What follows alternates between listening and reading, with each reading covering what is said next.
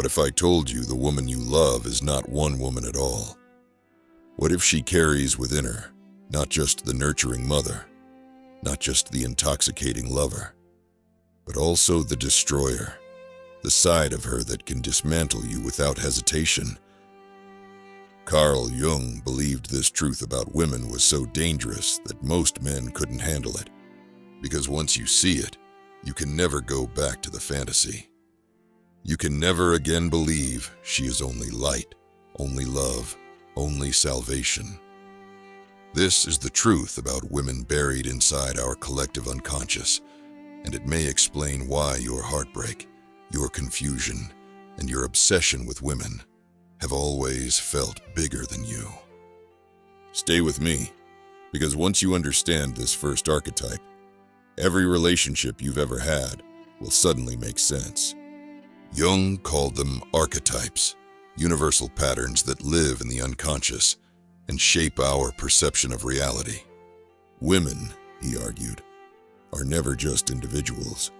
They also embody these vast, timeless forces that men project onto them. And at the center of these archetypes are three primal forms: the mother, nurturing, protective, giving life and comfort; the lover, magnetic, enchanting, awakening desire and devotion; the destroyer, cold, severing, stripping away illusions and forcing transformation. The tragedy for men is that we usually only see one face at a time. We fall in love with the lover, thinking she will save us. We rely on the mother, expecting her to always nurture. But when the destroyer appears, when she withdraws, tests, or dismantles what we thought was secure, we are shattered. The archetype is like an old watercourse along which the water of life has flowed for centuries, digging a deep channel for itself. Carl Jung. Think about the myths we've inherited. Demeter, who feeds the world but punishes mankind with famine when her daughter is stolen. Aphrodite, who blesses lovers but also sparks wars with her beauty. Kali or Lilith, who destroy illusions and strip men of control. The lesson? She is all of these at once. The mother who nurtures is also the destroyer who can sever. The lover who enchants is also the archetype who tests your strength. The danger isn't in her being these things. The danger is in your blindness. Because the man who sees only one mask will always be broken by the moment another appears. The first step in Jung's dangerous truth is this: stop demanding that women be only one thing. The mother, the lover, and the destroyer all live inside her. And until you see them, you are not in love with her. You are in love with your own illusion.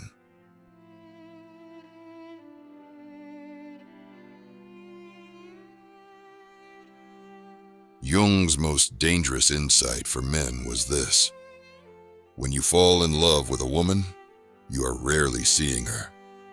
You're seeing your anima, the unconscious feminine image inside you, projected onto her like a film on a screen. This anima is built from childhood experiences, cultural ideals, and buried desires. She is not the real woman standing in front of you. She is the goddess you invented. That's why, in the beginning, she seems flawless. She feels like destiny, perfection, the one. But what you're really in love with is your own inner image, reflected back at you through her face, her smile, her voice. Every man carries within him the eternal image of woman. This is an unconscious archetype of all his ancestral experiences with woman, a deposit, as it were, of all the impressions ever made by woman. Carl Jung. This is why love can feel like madness. You're not relating to her. You're relating to the goddess inside your own mind. And as long as the projection lasts, you are blind. But here's the danger. Eventually, the real woman will step out from behind the projection. And when she doesn't match your goddess, you will feel betrayed, not by her, but by your own illusion. Most men never realize this. They keep chasing the anima, falling in love with projections instead of people. They never meet women as they are, only as they imagine them to be. The truth Jung buried in plain sight. Until you confront your anima, you will never love a woman for herself. You will only love the goddess you invented.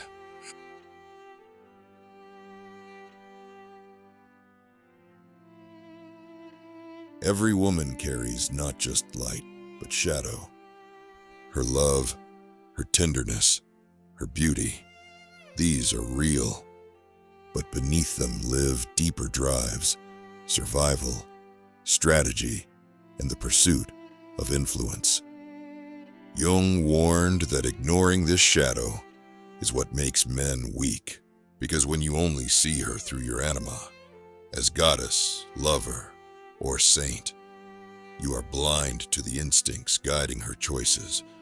Her shadow shows itself in subtle ways. She nurtures, but her care may bind you closer to secure loyalty. She admires you, but that admiration may fade if your status slips. She promises forever, but her instinct may shift when her security feels threatened. Everyone carries a shadow, and the less it is embodied in the individual's conscious life, the blacker and denser it is. Carl Jung. The mistake men make is moralizing her shadow. When she withdraws love or changes direction, men cry, "She betrayed me." But Jung would argue she didn't betray you. She simply acted from drives you refused to acknowledge. Her shadow is not evil. It is natural. It is the part of her psyche, honed by millennia of survival, competition, and necessity. But if you deny it, you will always be shocked when it surfaces. And this is where most heartbreak begins. Not from her deception, but from your refusal to see her whole. The truth Jung uncovered is that until you face her shadow, you will always be controlled by it.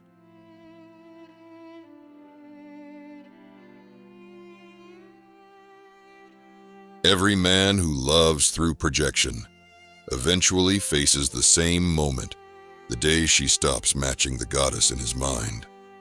The warmth cools, the passion fades, the devotion cracks, and suddenly, the woman in front of him feels like a stranger. This is the collapse, the shattering of the anima illusion. It feels like betrayal, but it isn't. It's simply the moment the real woman steps out from behind the screen of your projection. In the beginning, you saw only the lover or the mother. You ignored her shadow, the destroyer. But shadows don't stay buried forever. They rise, and when they do, the fantasy dies. The meeting of two personalities is like the contact of two chemical substances. If there is any reaction, both are transformed. Carl Jung. The collapse is brutal because you don't just lose her, you lose the dream. You grieve not only the relationship, but the illusion you worshipped inside it. This is why heartbreak feels like death. It is the death of the goddess you invented. Men at this stage often spiral. They blame her for changing. They chase her, trying to restore the fantasy. Or they grow bitter, branding all women as liars. But Jung's dangerous truth is this: she never lied. You did. You lied to yourself by refusing to see her whole. The collapse is not punishment. It is revelation, and it is the first step to seeing women not as projections, but as real, complex, sovereign beings.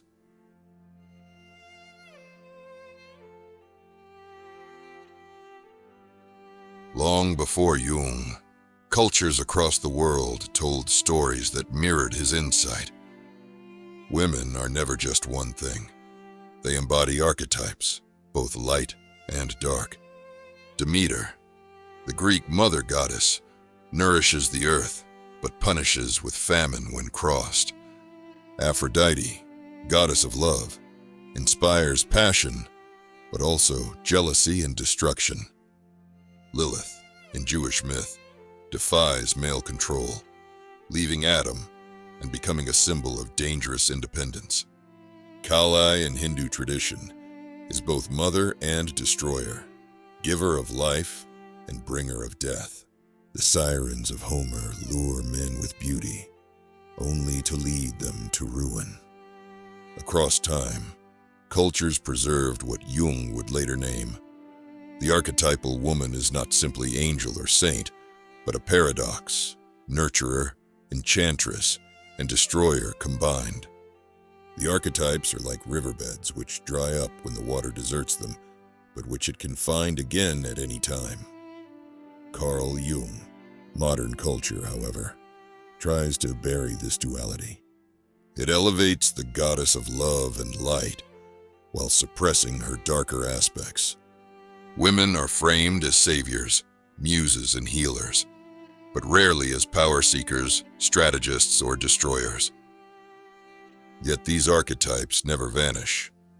They reappear in art, in myth, in the unconscious projections of men who both worship and fear women. And every man who denies them eventually meets them in real life, when the woman he adores suddenly reveals a face he was never prepared to see. Jung's dangerous truth wasn't new. It was ancient wisdom, buried under modern illusions. And until men remember it, they will keep mistaking the siren's song for eternal salvation.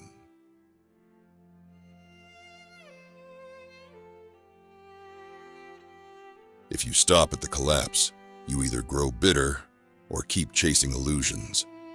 But Jung's work offers a path forward: integration. Integration means seeing her fully, not just as the goddess of light, not just as the shadow of survival, but as a whole human being, containing both. It means you no longer split women into categories of angel or enemy. You recognize that the nurturing mother, the intoxicating lover, and the cold destroyer are not three women. They are three archetypal faces of the same reality.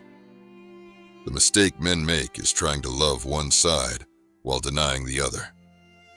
They worship her tenderness but recoil from her strategy. They crave her passion but rage at her withdrawal. But Jung teaches that wholeness requires facing the shadow. One does not become enlightened by imagining figures of light, but by making the darkness conscious. Carl Jung. To integrate her shadow means you stop moralizing her survival instincts as betrayal. You stop demanding she always embody your anima fantasy. You accept that her drives for security, influence, and power are as natural as your own. And once you do, something radical happens. You no longer fear her changes. You no longer collapse when her devotion shifts, because you expect both light and shadow, and you can meet her as she truly is. Integration doesn't mean cynicism. It means clarity. It means stepping out of illusion and into reality, where love is possible not because you worship her archetype, but because you accept her humanity.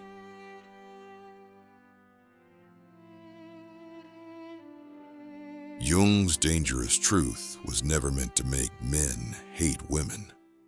It was meant to free them. Because once you stop projecting the anima, Once you stop demanding that women be angels without shadows, you can finally love with strength, not delusion. The new masculine is not the man who denies women, nor the man who worships them. He is the man who sees clearly. He can witness her tenderness without losing himself in worship. He can face her shadow without collapsing into bitterness. He can love her light without pretending her darkness doesn't exist. This man doesn't fall for the goddess he invented. He meets the woman as she is, and in doing so, he stops being a prisoner of his unconscious projections. Until you make the unconscious conscious, it will direct your life and you will call it fate. Carl Jung, the new masculine, loves without clinging, gives without bargaining for eternal devotion, stands sovereign, even when her instincts shift, builds connection on reality, not fantasy. This doesn't make love weaker, it makes it stronger. Because when you no longer need her to be perfect, you can finally meet her as she is and love her, not for the role she plays in your illusion, but for the person she actually is. The dangerous truth, buried for 100 years, is this: love isn't destroyed by shadows. It's destroyed by your refusal to see them. The man who can embrace the whole woman, mother, lover, and destroyer, is the man who finally knows how to love without illusion. For over 100 years, Jung's most dangerous truth about women has been buried beneath layers of denial, culture, and projection.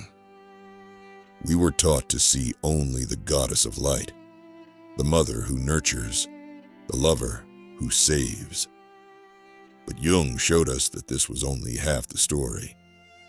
The other half, the shadow, holds survival, power, and destruction. And the tragedy for men is not that women carry these drives. It is that we refuse to see them.